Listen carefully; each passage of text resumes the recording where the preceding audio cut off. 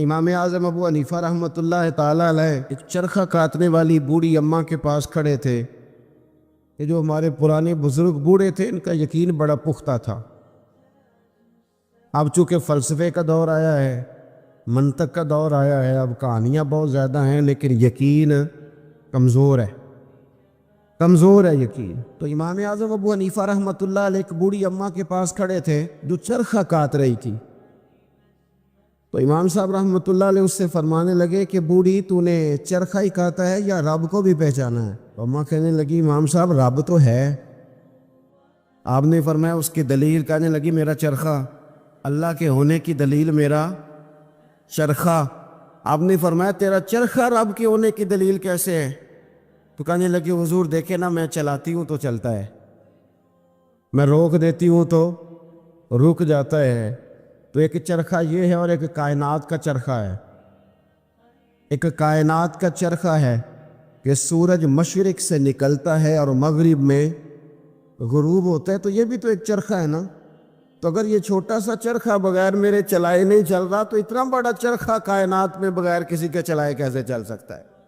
تو امام صاحب رحمۃ اللہ علیہ فرمانے لگے اچھا چل تیری بات سمجھ میں آ گئی۔ بوڑھی سے باتیں کر رہے ہیں پیار کی، فرمانے لگے اچھا یہ بتا کہ اللہ ایک ہے کہ دو؟ کہنے لگے جی ایک ہی ہے۔ فرمایا دلیل؟ کہنے لگی میرا چرخہ۔ دلیل میرا؟ فرمایا وہ کیسے؟ وہ خاتون کہنے لگی حضور دیکھیے نا کہ میں اکیلی چرخہ چلاتی ہوں تو صحیح چلتا ہے، اگر ہم دونوں چلانے والی ہو تو یہ تیز چلے گا، اگر ایک طرف کو بھی چلائیں ایک سمت کو بھی چلائیں تو چلے گا تیز، تو تانی پھر بھی ٹوٹ جائے گی۔ اور اگر ہم دونوں کا ہو گیا اختلاف، ایک کہے کہ میں نے اس طرح چلانا ہے اور دوسری کہے کہ میں نے اس طرح چلانا ہے، تو پھر بھی چرخہ چل سکتا نہیں۔ لہذا میرا چرخہ چلانا بتاتا ہے کہ کائنات کا چرخہ چلانے والا بھی ایک ہی ہے، دو موجود ہے۔ یہ دیکھیں بزرگ کیسے سمجھاتے ہیں۔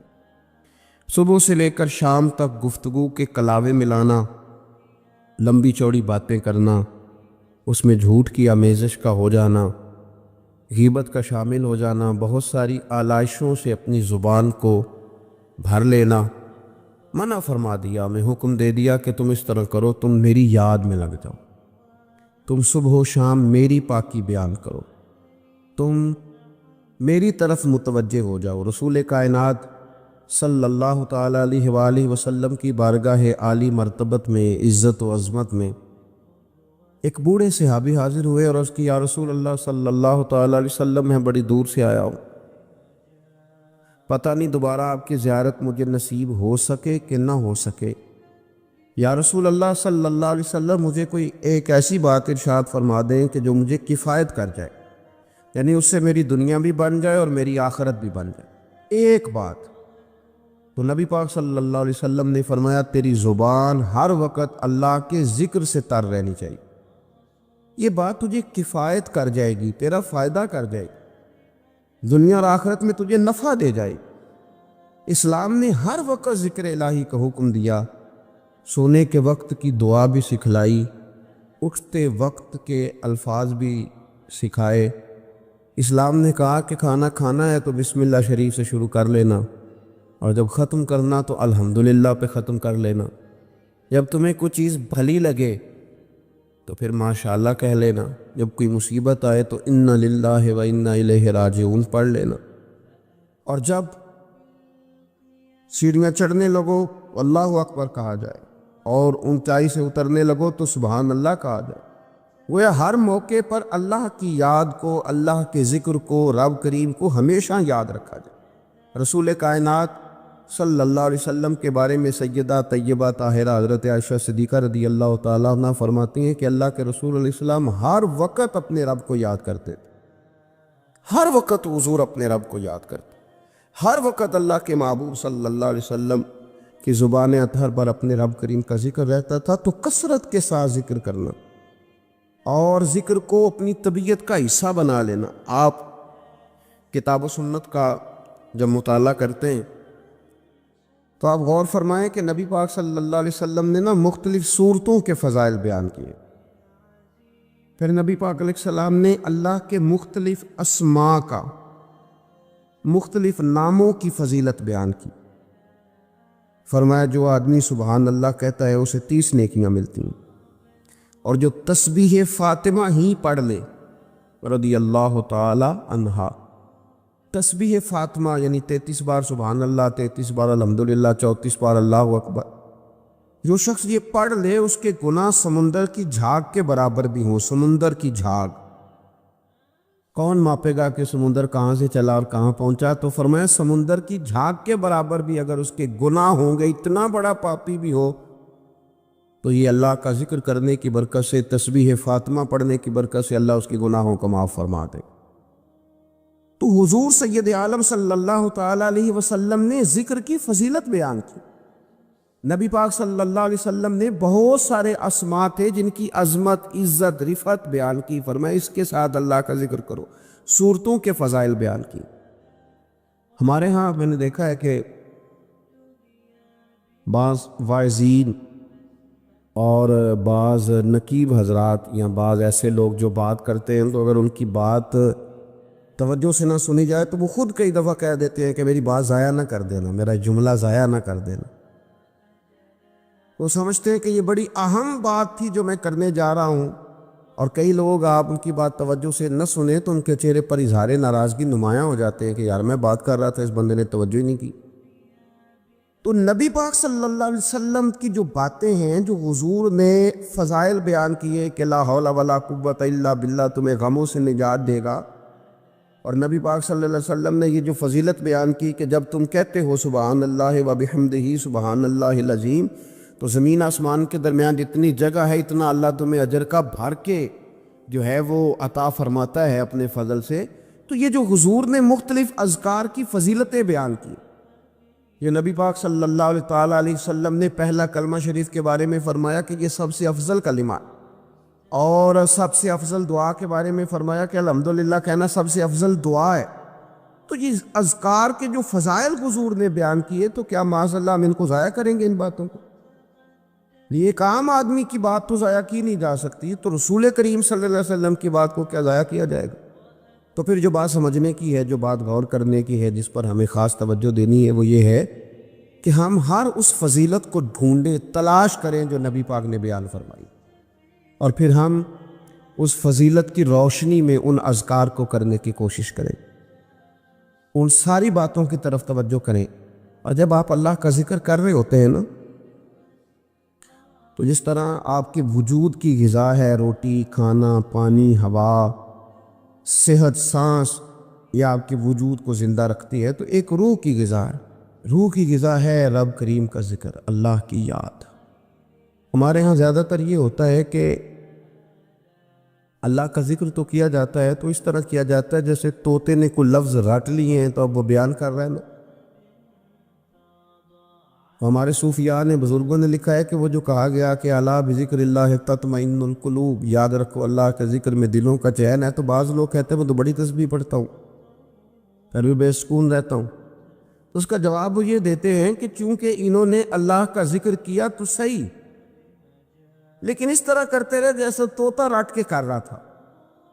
اگر غور کرتے اس بات پر، توجہ دیتے اس بات پر، اگر ان کا یہ ایک ذہن بن جاتا کہ میں بھلا کیا کہہ رہا ہوں، جب ان کی زبان سے نکلتا سبحان اللہ، تو پھر غور کرتے کہ میں نے یہ کہا ہے کہ اللہ پاک ہے، اللہ پاک۔ اب یہ چیز جب ان کے ذہن کے اندر، ان کے دماغ سے، ان کی روح سے ٹکرائے گی، تو جب انہوں نے کہا کہ میرا رب پاک ہے، سبحان اللہ عما یشرکون، تو پاک ہے ان چیزوں سے جن سے لوگ اس کے ساتھ شرک کرتے ہیں۔ تو اب جب کہا کہ وہ پاک ہے اور اس نے جو چیز بنائی ہے وہ حسین و جمیل ہی بنائی ہے، ہر عیب سے پاک ہے، وہ اس نے ہر چیز بہترین نقش و نگار کے ساتھ بنائی ہے، تو بتائیے کہ جب یہ سبحان اللہ کا معنی اور اس کا مفہوم سمجھ کر اللہ کا یہ ذکر کیا گیا، تو اب اس طرح نہیں ہو گیا کہ جیسے پورے وجود کے اندر خوشبو بکھر گئی ہو، اب یوں نہیں محسوس ہو گیا کہ جیسے بالکل ساری طبیعت ٹھنڈی اور پھولوں کی طرح ہو گئی، ویسے نہیں محسوس ہو گیا کہ جیسے اللہ نے کوئی قوت، طاقت اور روحانیت عطا کر دی۔ اور پھر جب کسی شخص نے کہا کہ الحمدللہ، تمام تعریفیں اللہ کے لیے، اب آپ اندازہ فرما لینا کہ وہ کتنا عظیم اور کتنا بڑا مالک ہے۔ کہ کہا جا رہا ہے کہ میں کسی کی کوئی جھوٹی تعریف نہیں کروں گا، مجھ سے کسی کی خوشامد نہیں ہوتی، اور کوئی کتنا بھی اونچا چلا جائے یہ ساری تعریفیں کمزور ہیں، حدود والی ہیں۔ ایک رب ہے الحمدللہ جس کے لیے تمام تعریفیں، تمام تعریفیں اسی رب کے لیے۔ اور جب کہا اللہ اکبر، اللہ بہت بڑا ہے، جب اس کی زبان سے یہ جملے نکلتے ہیں تو آپ ذرا غور فرمائیں کہ وہ کہاں پہنچ جاتا ہے۔ وہ پھر کیا کبھی کسی سے ڈرے گا؟ وہ کسی چیز کا خوف طاری کرے گا؟ کوئی چیز ایسی ہوگی جو اس کے نفسیات پر حاوی ہو سکے؟ سب سے بڑا تو اللہ ہے، تو وہ کبھی بھی کسی بڑے آدمی کے رعب کا شکار نہیں ہوگا۔ وہ کبھی کسی کی دولت، کسی کا اقتدار، کسی کی قوت اور کسی کی ظاہری طور پر تھوڑی بہت چمک اسے خیرہ نہیں کر سکے گی، اس لیے کہ وہ جانتا ہے کہ اکبر صرف اللہ ہی ہے۔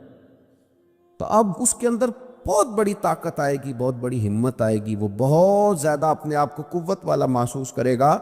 تو یہ جب تھوڑا سا غور کرتا ہے کہ میں کیا کہہ رہا ہوں، میری زبان سے کیا نکل رہا ہے، تو پھر یہ ذکر الہی اس کو ٹھنڈک دیتا ہے، پھر اس کو سکون دیتا ہے، پھر اس کو قوت ملتی ہے۔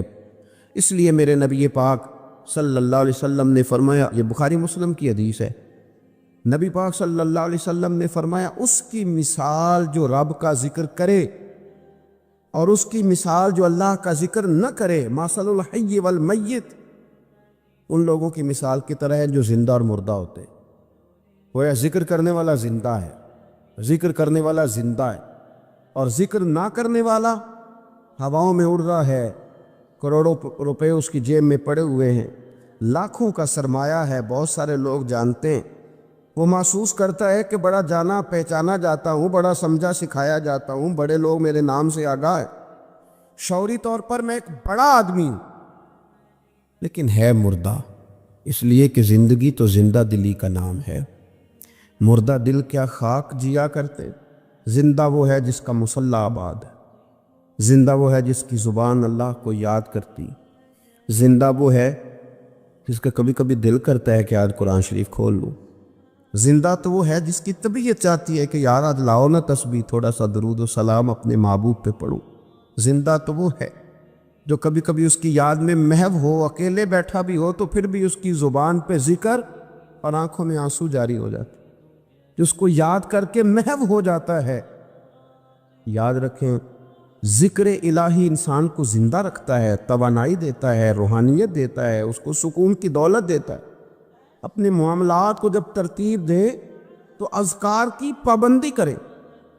ہمارے جو طریقت کے سلسلے ہیں نا، یہ بنیادی طور پر طریقت کے سلسلے دو کام کرتے ہیں، ایک تو عقیدے کو پختہ کرتے ہیں، نظریات کی صفائی کرتے ہیں۔ جو کمزور یقین والے لوگ ہوتے ہیں ان کا یقین پختہ کرتے ہیں، جو رب کی بارگاہ سے دور ہوتے ہیں ان کے دلوں میں اللہ کی چاہت پیدا کرتے ہیں۔ یہ حکمت کے ساتھ، دانائی کے ساتھ لوگوں کی تربیت کرتے ہیں، لوگوں کی روحوں کے اندر مستند صحیح عقائد اور یقین کی دولت لوگوں کو دیتے ہیں۔ اور دوسرا یہ ذکر کے طریقے بتلاتے ہیں،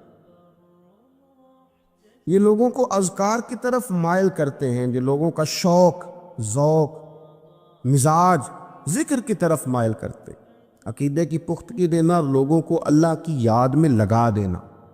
الف اللہ تے چنبے دی بوٹی تے میرے من وچ مرشد لائی ہو، نفی اسبات، یعنی لا الہ الا اللہ، لا الہ نفی ہے، الا اللہ اس بات ہے، نفی اسبات دا پانی ملیا تے ہر رگے ہر جائی ہو، تے اندر بوٹی مشک مچایا تے جاں پھلاں تے آئی، تے پھر جیوے مرشد کامل باہو جس اے بوٹی لائی۔ تو یہ یاد رکھ لیں کہ صوفیہ مختلف اذکار بتلاتے ہیں، آپ کسی بھی سلسلہ طریقے سے وابستہ ہوتے ہیں تو آپ کو کچھ پڑھنے کو بتایا جاتا ہے۔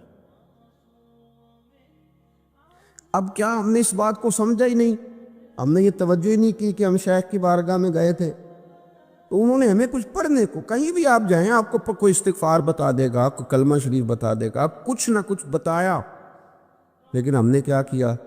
ہماری اذکار کی جانب توجہ نہیں رہتی، ہم ذکر نہیں کرتے۔ ہمارے لیے جو کام سب سے مشقت والا ہے وہ ہے ذکر۔ اچھا، آپ بڑا عجیب آدمی ہے نا جو کسی کالج میں یونیورسٹی میں داخلہ لے اور چاہتا بھی پاس ہونا ہے پر کتاب کھول کے نہیں دے کے پڑھنا چاہتا، نمبر بھی چاہتا ہے میرے 100% ہوں، لیکن کہتا ہے مجھے کتاب نہ پڑھنی پڑے، تو یہ تو بیوقوفی ہے نا۔ آپ کو نصاب پڑھنا ہے اور نصاب کی تیاری کرنی ہے اور پھر نصاب کے مطابق آپ کو چلنا ہے، آپ کا ایک نصاب ہے۔ تو طریقت ایک یونیورسٹی کا نام ہے، جب آپ طریقت کے شعبے میں داخلہ لیتے ہیں تو آپ کو اذکار بتائے جاتے ہیں، آپ کو وہ اذکار کرنے ہیں، وہ وظائف پڑھنے ہیں، ان پر آپ کو توجہ دینی ہے، ان پر آپ کو غور کرنا ہے۔ تو ذکر جب آپ کریں گے تو پھر آپ کو بہت ساری ایسی چیزیں نصیب ہوں گی جن کا نفع ہوگا۔ تو ہمارے صوفیاء ایک تو تنہا ذکر کرتے، پھر اجتماعی ذکر کا بھی سبق دیتے۔ رسول اللہ صلی اللہ تعالیٰ علیہ وسلم نے فرمایا جب کوئی قوم اللہ کے ذکر کے لیے بیٹھتی ہے تو فرشتے انہیں گھیر لیتے، رحمت انہیں ڈھانپ لیتی، اور حضور فرماتے ہیں ان پر سکینہ اترتا ہے، اور وہ ایک جماعت میں بیٹھ کے اللہ کا ذکر کر رہے ہوتے ہیں اور اللہ فرشتوں کے سامنے ان کا تذکرہ کرتا ہے، فرشتوں کے سامنے۔ تو ایک تو انفرادی ذکر، پھر جو مجالس ذکر ہے، محافل ذکر ہیں، ان کی افادیت یہ ہے کہ جب جمع ہو کر کے لوگ بیٹھتے ہیں تو پھر ان پر اللہ کی رحمت چھا جاتی، پھر اللہ کا فضل ان کی نگہبانی اور خبرگیری کرتا ہے۔ اپنی زبان کو ذکر سے تار رکھیں، جہاں بیٹھیں اجتماعی طور پر وہاں بھی اللہ کی یاد کے ساتھ بیٹھیں، رب کریم کا ذکر کریں۔ ہمارے ہاں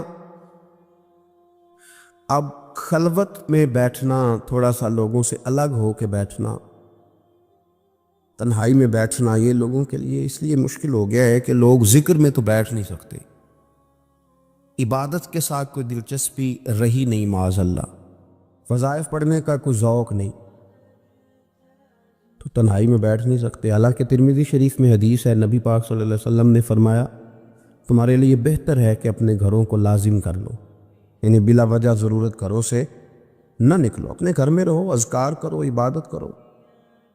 یہ اگرچہ اسلام کے اندر رہبانیت نہیں، سارا کچھ چھوڑ چھاڑ کے مسجد میں بیٹھنے کا حکم نہیں ہے، لیکن آپ دیکھیں نا کہ حضور علیہ السلام کی حیات مبارکہ میں کچھ اوقات ایسے ملتے ہیں کہ سرکار خلوت میں تشریف لے جاتے، تنہائی میں بالکل الگ تھلگ ہو کے کچھ عبادت حضور نے تنہائی میں کچھ ذکر کیا ہے، الگ ہو کر۔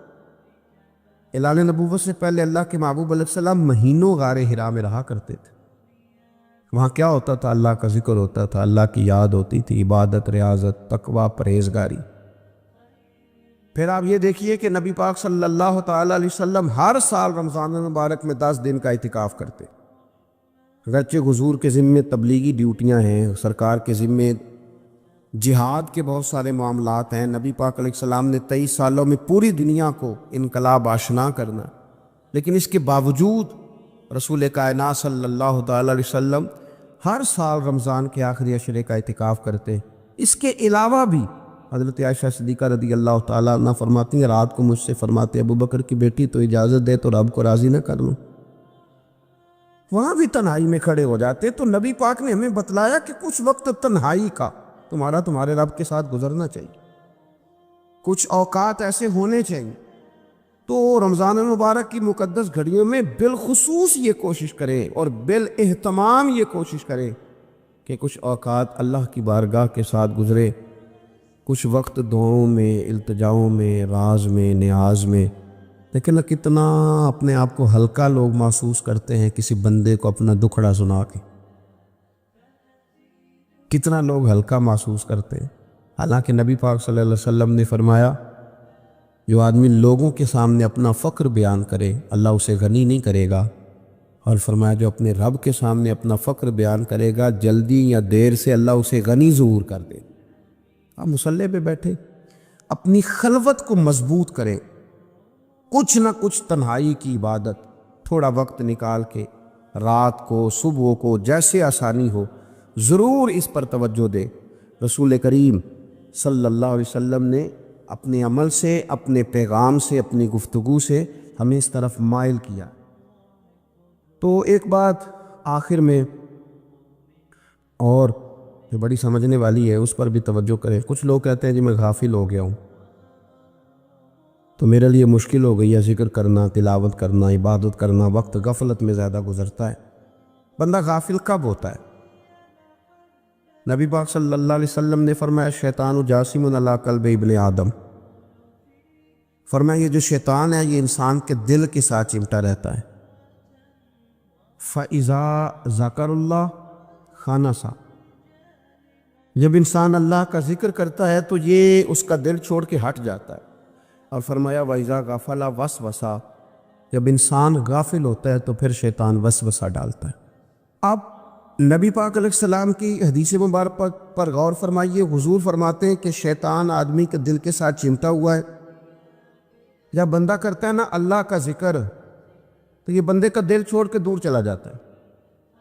اور فرمایا وَإِذَا غَفَلَ وَسْوَسَ، جب بندہ غافل ہوتا ہے تو شیطان وسوسہ ڈالتا ہے۔ یہ نہیں فرمایا کہ شیطان وسوسہ ڈالے تو بندہ غافل ہوتا ہے، پہلے بندہ غافل ہوا ہے، پہلے اس نے ذکر چھوڑا ہے۔ اگر یہ ذکر نہ چھوڑتا تو شیطان اسے غافل نہ کرتا۔ تو آپ اگر شیطان کو بھگانا چاہتے ہیں تو پکڑ لیں، تسبیح کریں اللہ اللہ، وہ بھاگ جائے گا۔ اگر آپ غفلت کی چادر اتارنا چاہتے ہیں، آپ بستر میں اٹھنے کو طبیعت نہیں چاہ رہی، تو آپ ایک دفعہ ہمت کرے تو صحیح، وضو کرے تو صحیح، پھر دیکھیں اللہ کتنی قوت دیتا ہے، وہ بھاگ جائے گا۔ جب آپ ایک دفعہ بسم اللہ شریف پڑھ کے نکلیں گے اپنے بستر سے اور بچھائیں گے مصلی اور کریں گے اللہ اللہ، تو دیکھیے کس طرح اللہ آسانی کرتا ہے۔ ہم اپنی اس غفلت کی بنیاد پر اس کو آواز دیتے ہیں کہ آ جا میرے ساتھ دوستی کر لے۔ تو شیطان اتنی طاقت نہیں ہے کہ بندہ مومن پر غلبہ پا سکے، وہ تو اللہ کے مخلص بندوں پر غلبہ کر ہی نہیں سکتا۔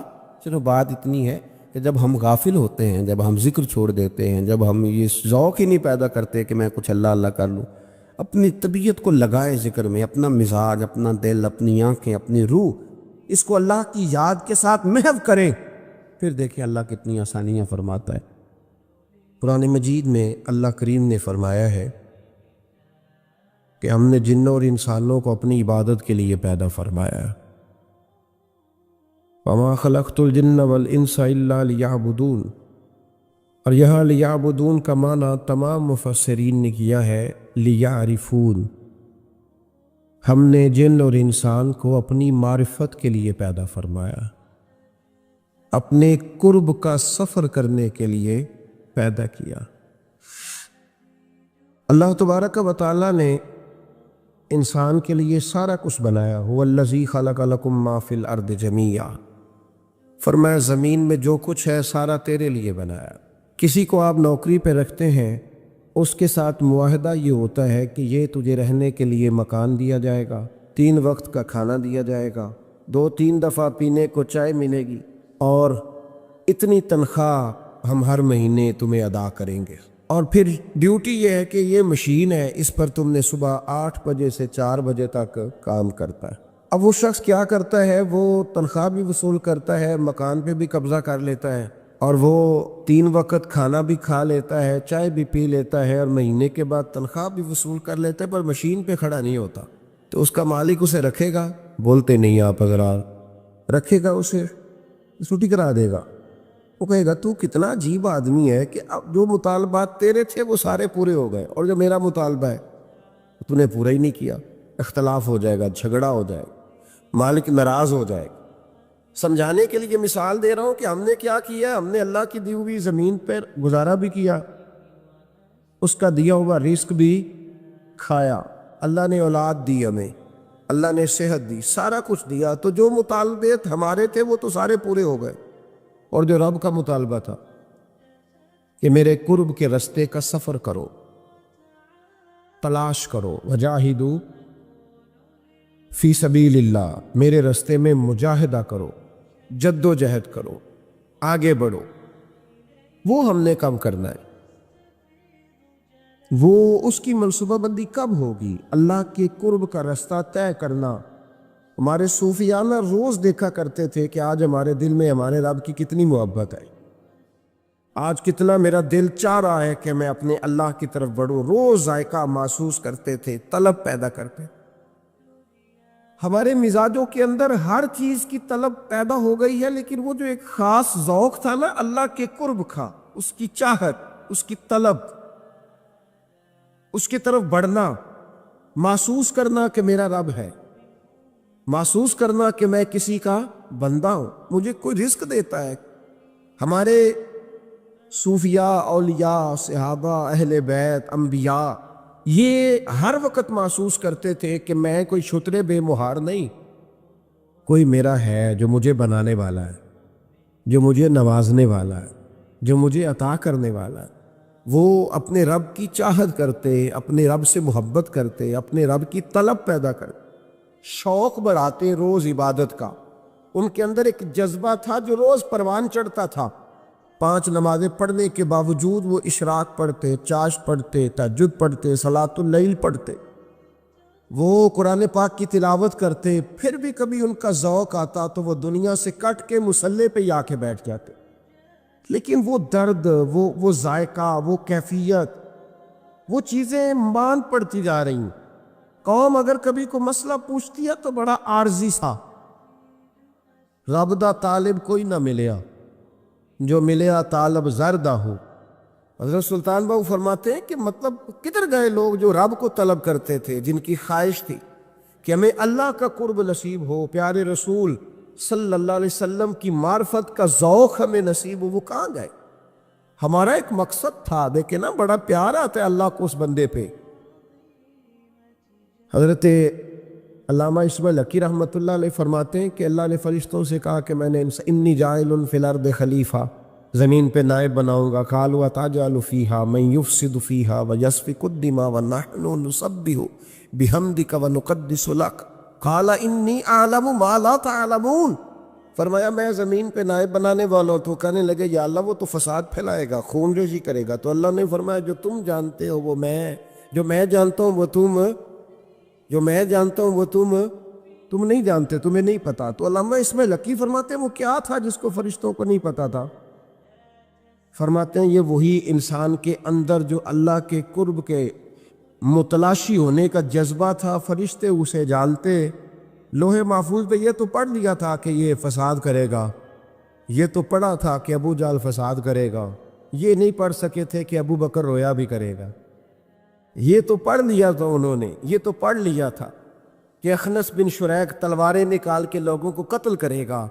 یہ نہیں پڑھا تھا کہ مولا علی شیر خدا مزدوری کریں گے اور جو مزدوری ملے گی وہ اللہ کے بندوں میں تقسیم کر دیا کریں گے۔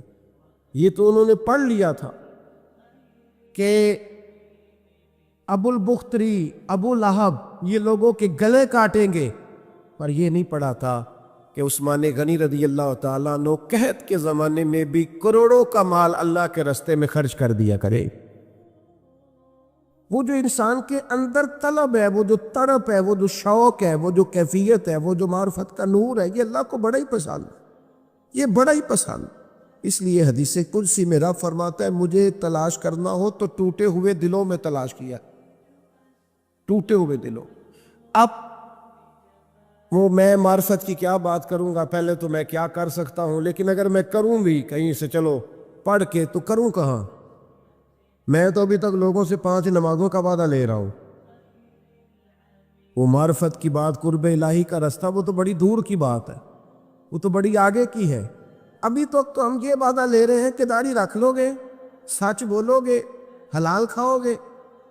مطلب وہ جو ہمارے بزرگوں نے لکھا، وہ جو جذب ہے، وہ جو کیفیت ہے، وہ جو عبادت ہے، وہ جو تڑپ ہے، اور وہ پھر جو ایک مقام ہے کہ انسان اپنے رب کی اس طرح عبادت کرے کہ وہ اپنے رب کو دیکھ رہا ہے، وہ جو ایک مقام ہے۔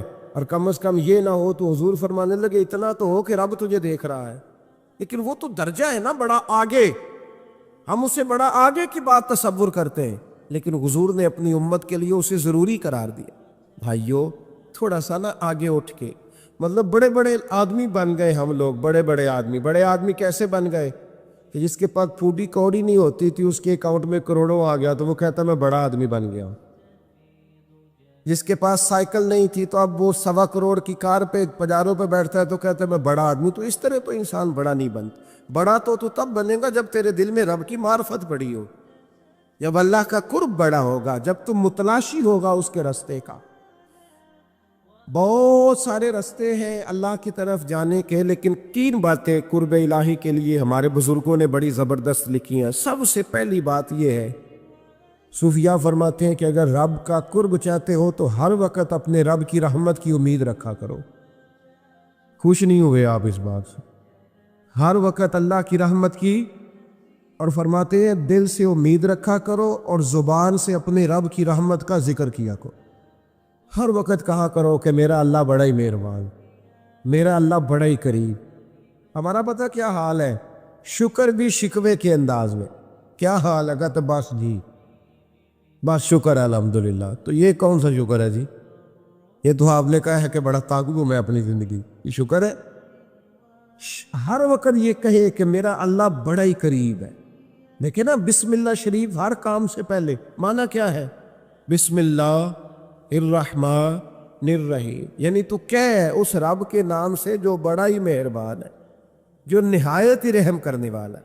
ہر وقت کیا ہے کہ میرا اللہ بڑا مہربان ہے، میرا اللہ بڑا رحم۔ ہر وقت وہ خاص ذوق، وہ درد، وہ شوق، بس تو کہے کہ یار جو اللہ نے مجھے دیا ہے وہ شاید اللہ نے کسی اور کو دیا ہی نہیں۔ تیرا یہ ذوق بنے، تیرے اندر اللہ کی رحمت کے ساتھ خاص تعلق پیدا ہو۔ میرے رسول کریم علیہ السلام ہر مقام پہ اپنے رب کی رحمت کا ذکر فرماتے۔ بات کسی کی ہو رہی ہوتی، حضور چھیڑ اللہ کی رحمت کا ذکر دیتے۔ ایک صحابی چڑیا کے بچے اٹھا کے لے آئے، وہ چڑیا شکایت لے کے آئی اور حضور کے کندھے پہ بیٹھ کر شکایت کرنے لگی کہ حضور آپ کے صحابی نے میرے بچے اٹھا لیے۔